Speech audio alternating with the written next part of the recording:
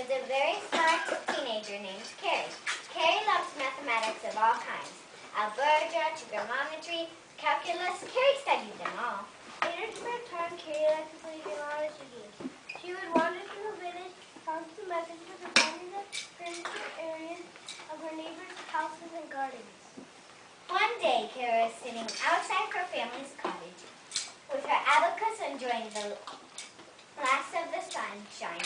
Her mother came to the door and called her inside for dinner. Carrie went inside and put in the terrace and the round table in the small cramped cottage. Here's a nice potato stew ready for us to eat. All right, Mother. What's wrong, darling? Don't you like potato stew? Of course, Mother, though it would be nice to have something else once in a while. Ah, yes, I knew, dear, but me and your father are very poor, and I suppose we should count ourselves lucky to have food of any kind. It isn't the stew. What was it? You look so... Oh, Father, you know how I long to study at the Castle of Knowledge. The Castle of All Knowledge, Ultima Master, is the most respected genius of the land. I would never in all my years like a little enough money to make the studies at the Castle of Knowledge. I'm afraid that you will say that dream aside. Oh, Father, I know it is foolish, but I keep hoping that something to make my dream come true.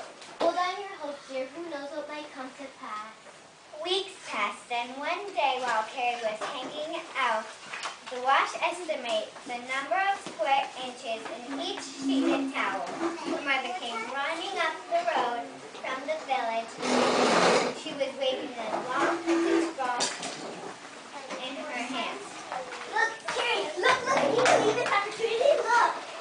Calm down, Mother. Let me see what he's talking about. Announcement. A contest of wits. Answer 3 questions and the prize will be yours. A full 4-year scholarship to the Castle of Knowledge. All subjects wishing to enter the contest should appear at the Royal Palace at tomorrow at noon. Can you believe this opportunity?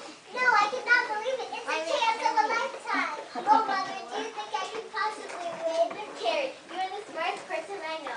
If anyone can win the prize, it is you. In the morning, Carrie dressed carefully in her best clothes. Just as the sun was coming up and the birds were beginning to sing, she set off on the long walk to the palace. She arrived at the palace that noon and took her place in line. It did not help her to see that she was the only girl in the room. She took a deep breath and tried to calm herself. One by one, the contestants stood before King Archibald. One by one, they failed to answer his questions correctly. Carrie was laughing as she made it to the front of the line. Next. I'm next, Your Majesty. A girl, is it? Well, I didn't say no girls allowed. Go ahead. See if you can answer my question. Thank you, Your Majesty. You see before you a box. In the box are black marbles and white marbles. If I were to blindfold you and tell you to pick a matching pair of marbles, what is the smallest amount of marbles you would have to pick out of the box to be certain that you had a matching pair? You have 1 minute to decide. Paige, turn over the sandbox. Yes, sir, as you wish.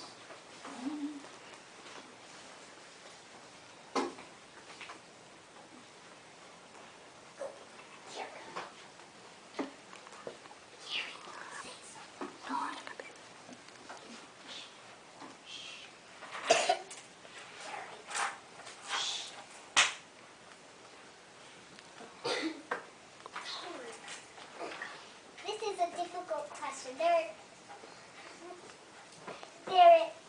I would have to pick 2 black ones or 2 white ones.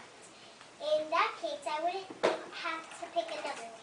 But if I would have a matching pair, I would have to pick another one. I would have to choose 3. Well done, and with time to spare. Are you ready for your next question? Yes, Your Majesty. All right. You see before you a round spinner. I am going to flick the arrow and set the spinner in motion. Can you tell me before the arrow on what color the arrow will point to when it comes to rest. You have 1 minute to answer. Paige, turn over the sand glass. Yes, sir, as you wish. This is a difficult question, but if I study the spinner, I might have the right answer. There is 12 spaces on it. One space is red, one is green, and one is blue. The rest of the spaces are purple. That means the arrow is most likely to land on purple. That has to be my answer. Purple. It should be purple. King Archibald lift the arrow and spun it round and round.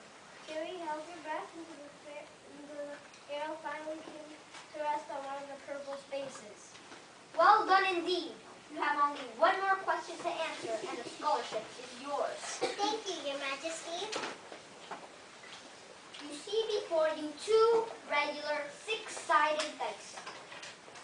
If I were to roll the dice, the dots on their spaces would always add up from the numbers 2 to 12. If I were to roll the dice 100 times, can you tell me which number would come up most often? You have 1 minute to decide. Paige, turn over the sand glass. Yes, sir, as you wish. I'm thinking. This is a more difficult question. Let's see. You can only get a 2 by rolling a 1 and a 1. You can only get a 5 by rolling a 4 and a 1. Or a 3 and a 2. That is a lot of possibilities. But how about 7? 7!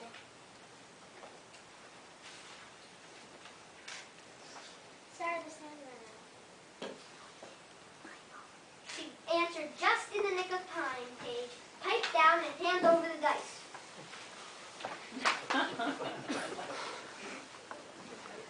King Archibald rolled the dice 100 times. While Paige kept a tally, Carrie jumped each time 7 showed on the dice. At the end, the king had rolled a 2 only 3 times. He had rolled a 6 15 times. He had rolled a 7. He had rolled an 8 11 times, but he had rolled a 7 19 times. Congratulations, Carrie. You have won the scholarship. Can you begin your lessons on Monday morning?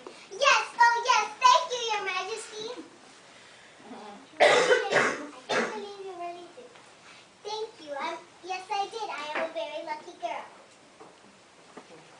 And that is the end of our Reader's Theater.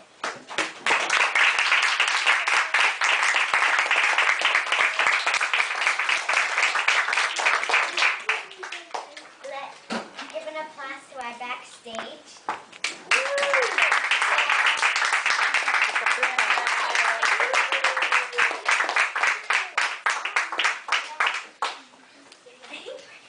Give an applause to our actors.